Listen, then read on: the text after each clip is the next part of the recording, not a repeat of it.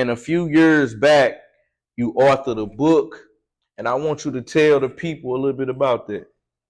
Okay, yeah. So I published that book. I started writing that book when I was in high school back at the V. You know what I'm saying?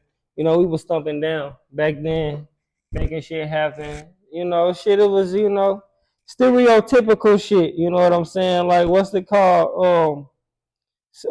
Statistics. You know what I'm saying? We was on some stereotypical statistics shit back then.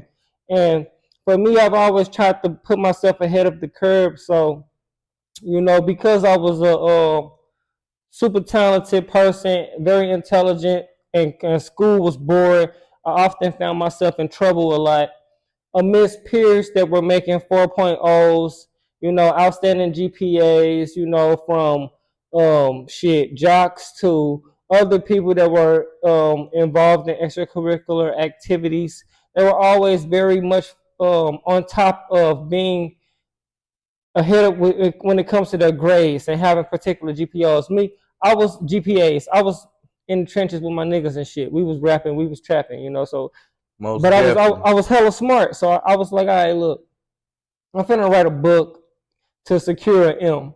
So I started writing that book in high school, and my English teacher to this day. I had two English teachers and a biology teacher that inspired me to write that book. And in the beginning of that book, I give them credits, and the book is dedicated to them. Because on top of me being very talented, but also having a behavior problem, getting kicked out of class all the time because I was bored and shit. They always fed me knowledge that was outside of the current curricular that engaged my mind because they knew that I was gifted.